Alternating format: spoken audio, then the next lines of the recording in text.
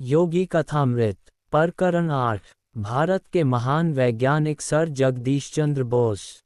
जगदीश चंद्र बोस ने वायरलेस का आविष्कार मार्कोनी से पहले ही कर लिया था। यह उत्तेजक टिप्पणी सुनकर मैं रास्ते के किनारे खड़े होकर विज्ञान विषयक चर्चा कर रहे प्राध्यापक के एक दल के पास जाकर खड़ा हो गया। यदि उनमें सम्मिलित होने के पीछे मेरी भावना जाति के अभिमान की थी, तो मुझे उसका खेद है। भारत न केवल गूढ़ चिंतन में, वरन भौतिक विज्ञान में भी परस्पर भूमिका निभा सकता है।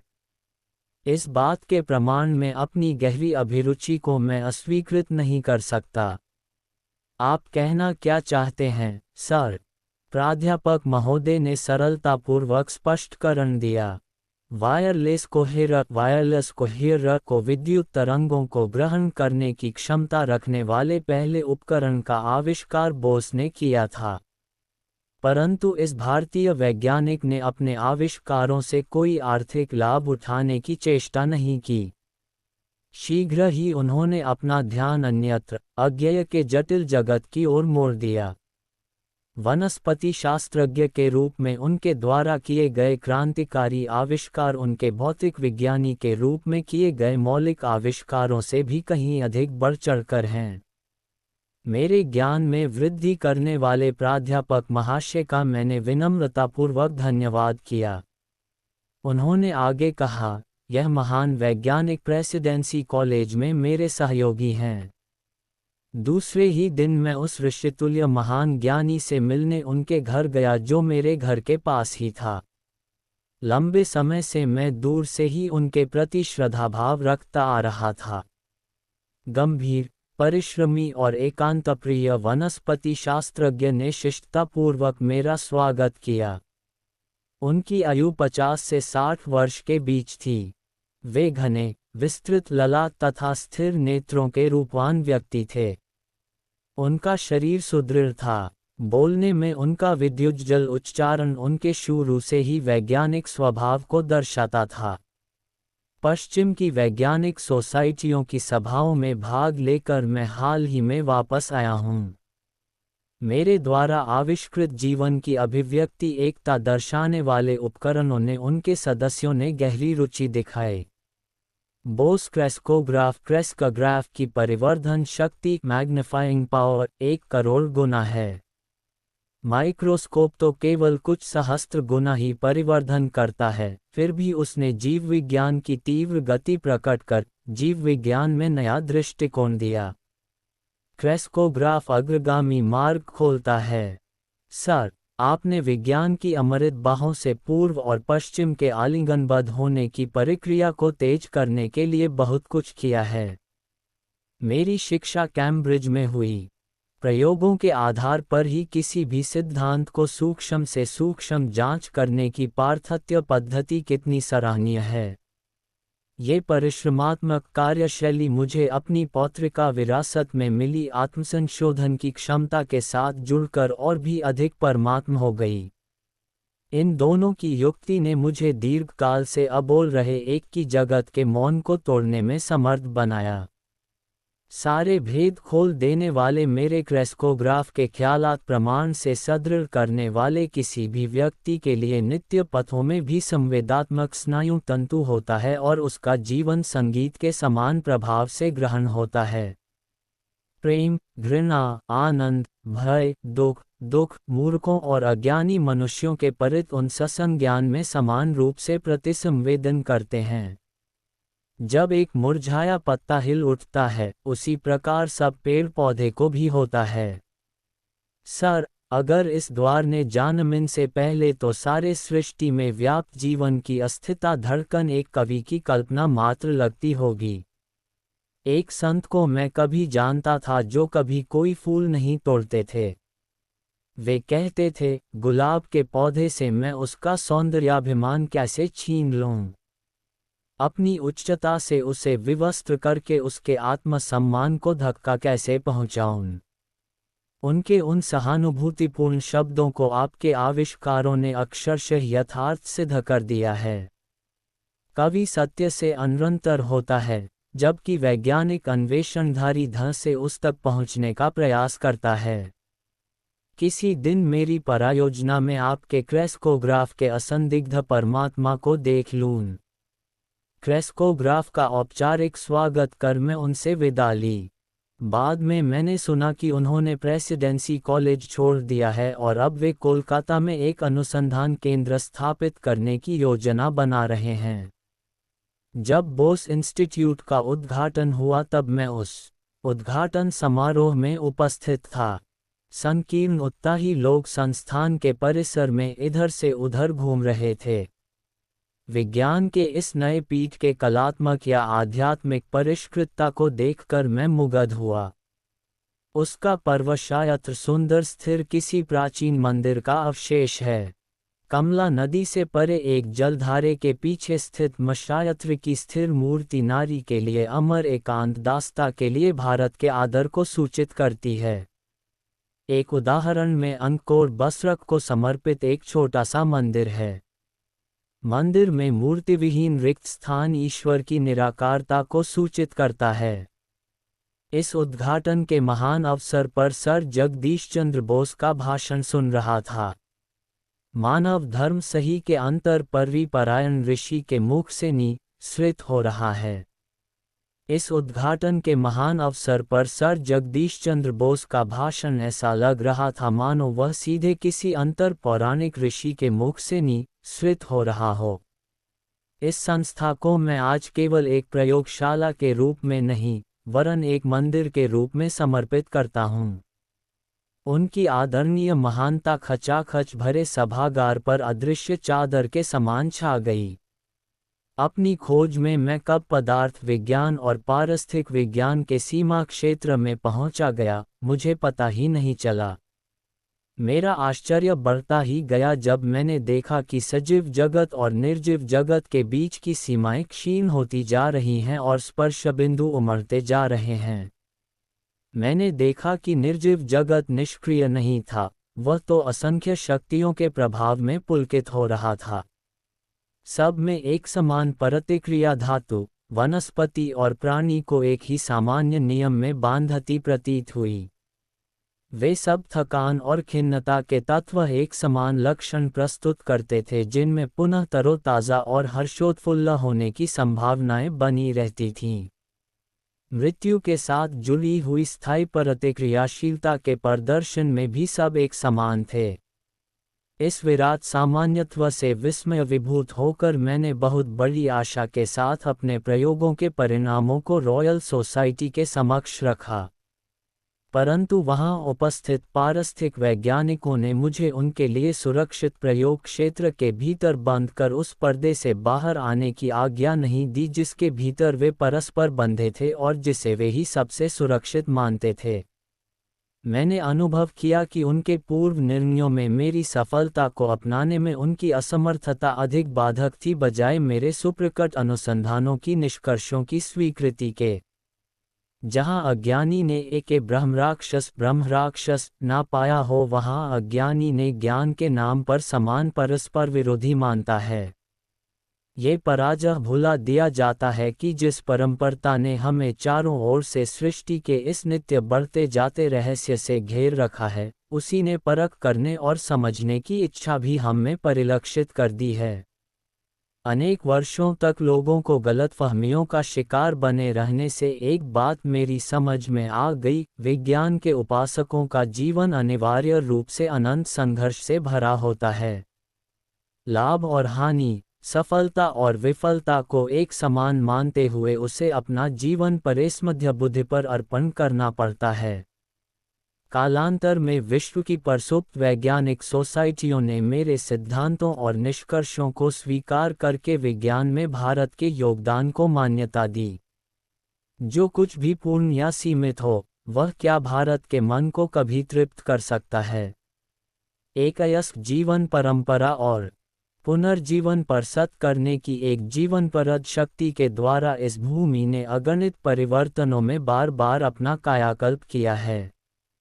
भारत में सदा ही ऐसे लोग उत्पन्न होते आए हैं जिन्होंने समय के तात्कालिक और मोहक पुरस्कार को ठुकरा कर जीवन के सर्वोच्च अभीष्ट को पाने का प्रयास किया है, अकर्मण्य परित्याग द्वारा नहीं, वरन कर्मठ, कठोर संघर्ष द्वारा।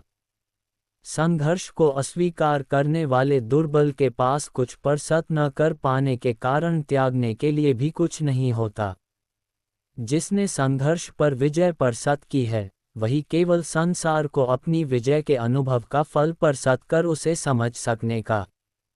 इस श्रम प्रसतशाला में जड़ पदार्थों प्रतिक्रियाओं पर अब तक की गई सूक्ष्म कार्य से अचिंत्य जगत के अपर्यासित स्वरूप सामने आ जाने से पदार्थ विज्ञान, पारस्थितिक विज्ञान, चिकित्सा और यहाँ तक कि मनोविज्ञान के क्षेत्र में भी अनुसंधानों को विस्तार क्षेत्र प्रस्तुत हुआ है। जिन उलझनों को अब तक ये माना जाता रहा है जिन्हें सुलझाया नहीं जा सकता, वे अब वैज्ञानिकों के अध्ययन और अनुसंधान के लिए खुल गई हैं। बाहरी दृष्टि में मेरा कार्य एक प्रयोगशाला के अंदर बंद कर दिए गए पदार्थों तक सीमित है, जहां प्रत्येक वस्तु एक संगठित उपकरण के नियमों के अधीन कार्य करती हुई अनुभव की जाती है। परंतु अंदर का दृश्य इससे कहीं अधिक विस्तृत और गूढ़ है। प्रत्येक यंत्र और प्रत्येक प्रयोगों का उद्देश्य दृष्टा का विचारोत्तेजक सत्य की खोज को उद्घाटित करना है। वैज्ञानिक उपकरणों के सहारे की गई प्रत्येक खोज सत्य की दिशाएं खोलती जाती हैं।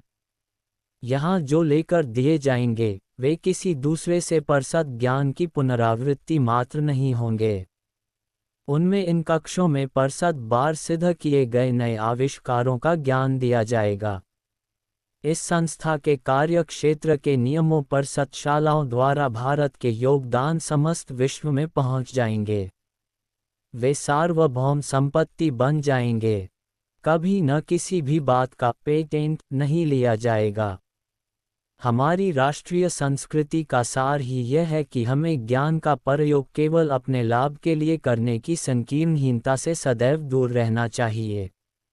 मेरी यह भी इच्छा है कि इस संस्था की सुविधाएं, जहां तक संभव हो सके, सभी देशों के अनुसंधानकर्ताओं के लिए खुली हों। इसमें मैं अपने देश की परंपराओं को आगे चलाने का प्रयास कर रहा हूं। पश्चिमी शताब्दियों पूर्व भी भारत नालंदा और तक्षशिला के अपने प्राचीन विश्वविद्यालयों में विश्व के सभी हिस्सों से आते छात्रों को ज्ञान प्राप्ति की सुविधा उपलब्ध कराता था। विज्ञान न तो पूर्व का है न पश्चिम का, बल्कि अपनी सार्वलौकिकता के कारण वह सब देशों का है, परंतु फिर भी भारत इसमें महान योगदान देने के लिए विशेष रूप से योग्य है। भारतीयों की ज्वलंत कल्पना शक्ति तो ऊपर ऊपर परस्पर विरोधी लगने वाले तथ्यों की गुत्थी से भी नया सूत्र निकाल सकती है, परंतु एकाग्रता की आदत ने इसे रोक रखा है। ये संयम मन को अनंत धैर्य के साथ सत्य की खोज में लगाए रखने की शक्ति प्रदान करता है। उस महान वैज्ञानिक के उन अंतिम शब्दों को सुनकर मेरी आंखें छलछला उठीं। ये धैर्य ही क्या संपूर्ण भारत का पर्यायवाची शब्द नहीं बन गया है, जिसने काल और इतिहासकार दोनों को ही समान रूप से अभिभूत कर रखा है। उद्घाटन दिवस के थोड़े दिनों बाद मैं उस अनुसंधान केंद्र में फिर से गया। उस महान वनस्पति शास्त्रज्ञ को अपने वचन का स्मरण था। वे मुझे अपनी शांत प्रयोगशाला में ले गए। अब मैं इस फन के पौधे को क्लोरोफॉर्म लगाता हूँ, इसकी गतिविधियों के अनेक गुण परिचालित विच उठेगा। इसी मात्रा से यदि धोखे की रेंज का किस्सा को परिचालित किया जाए तो धोखा एक्सप्लोसिव ट्रेन के गति से चलता दिखाई देगा। मेरी दृष्टि उत्सुकतापूर्वक पर्दे पर लगी हुई थी जहां फन की परिवर्धित छाया दिख रही थी। सूक्ष्मातिसूक्ष्म जैव किरणाएं भी अब स्पष्ट दिखाई दे रही थीं। मेरी मंत्रसुख आंखों के सामने वह फन का पौधा अत्यंत धीरे धीरे बढ़ रहा था। बोस महाशय ने पौधे की नोक को धातु की एक छोटी सी छड़ से छुआ। पर्दे पर चल रहा मूव नृत्य हटाकर रुक गया। जैसे ही छड़ हटाई वैसे ही उसकी लयबद्ध धड़क पुनः शुरू हो गई। तुमने देखा कैसे तार्किक सा भी बाह्य हस्तक्षेप संवेदनशीलता उठाने के लिए बाधक है, बोस महाशय ने कहा। अब देखो, मैं इसे क्लोरोफॉर्म दूंगा और फिर उसका परमाणु नष्ट करने वाली औषधि भी। क्लोरोफॉर्म के प्रभाव ने विकास को पुनर्तः रोक दिया, उसका परमाणु नष्ट करने वाली औषधि ने इसे पुनः हटा दिया। पर्दे पर दिखने वाले विकास के संकेतों ने मुझे किसी सिनेमा के केमिकल से भी ज्यादा विस्मित के साथ जकड़ रखा था। बोस महाशय कहानी में खलनायक की भूमिका में ने उस फन के एक हिस्से में एक तीखा औजार घुसा दिया। आकस्मिक झटके ने दर्द का संकेत दिया। जब उन्होंने पौधे के तने को ब्लेड से अंततः काट दिया तब छाया में तीव्र छटपटाहट दिखाई दी, फिर मृत्यु के अंतिम स्थलता में वह शांत हो गई। एक विशाल वृक्ष को पहले क्लोरोफॉर्म देकर फिर उसका स्थानांतरण करने का मैंने सफलता पर सत कर ली। साधारणतया वनों के ये राजा स्थानांतरित करने के कुछ ही दिन बाद मर जाते हैं। उस जीवन चक्र के युक्तिकोलाग का वर्णन करते हुए बोस महाशय अत्यंत प्रसन्नता के साथ मुस्करा रहे थे। मेरे सूक्ष्माश्रय यंत्रों के प्रयोगार्थ सिद्ध कर दिया है कि पेड़ पौधों में रस संचरण प्रणाली होती है। प्राणियों में जैसे रक्त संचार होता है, वैसे ही पेड़ पौधों में रस संचरण होता है। पेड़ पौधों में रस की ऊर्ध्व गति तो केवल कोशिका आकर्षण कैपिलरी अट्रैक्शन संतुल किसी यांत्रिक क्रिया के आधार पर स्पष्ट नहीं किया जा सकता, जैसा कि सामान्यतः परिभाषा किया जाता है। करस्कोग्राफ ने इसे सजीव कोशिकाओं की किरणा के रूप में दर्शाया है। पेड़ के अंदर से लंबी गोलाकार नली चलती है जिसमें कर्मिक वृत्तों में सिकुड़ने वाली लहरें उठती रहती हैं जो हृदय का काम करती हैं। हम जितनी ही अधिक गहराई में जाकर देखेंगे उतनी ही अधिक स्पष्टता से इस सत्य का प्रमाण मिलता जाता है कि इस बहुविध प्रकृति का प्रत्येक रूप ही सूत्र में बंधा है। बोस महाशय ने एक अन्य बोस यंत्र की ओर इशारा किया। मैं तुम्हें टिन के एक टुकड़े पर कुछ घटनाएं दिखाता हूँ। धातुओं की परानाशक्ति उत्तेजना के प्रभाव में अनुकूल या प्रतिकूल प्रतिक्रिया दिखाती है। इसकी ये निशान विभिन्न प्रतिक्रियाओं की पहचान करेंगे। मैं तल्लीन होकर अधिक संचरता लक्ष्यात्मक तरंगों को अंकित करने वाले रेखाचित्र ग्राफ को देखने लगा। जब परेशोत साहब ने टिन को क्लोरोफॉर्म लगाया तब कंपन लहरें थम गईं। जब धातु धीरे धीरे पुनः चेतन की समान अवस्था में आई, तब पुनः शुरू हो गया। अब बोस महाशय ने एक विशेष रसायन लगाया। टिन के छटपटाते छोर के साथ साथ सुई ने अद्भुत रूप से रेखाचित्र पर मृत्यु की सूचना अंकित कर दी। वैज्ञानिक महोदय ने कहा, बोस यंत्रों ने प्रदर्शित कर दिया है कि कैंचा और मशीनरी में परस्पर इसका सदृश धातु भी थकते हैं और बीच बीच में विश्राम मिलने से उनमें पुनः ताजगी और कार्यक्षमता आ जाती है। विद्युत प्रवाह या अति भारी दबाव से धातुओं में जीवन की धड़कन को गंभीर क्षति पहुंचती है या वह ठंडक स्तर के लिए रुक भी सकती है।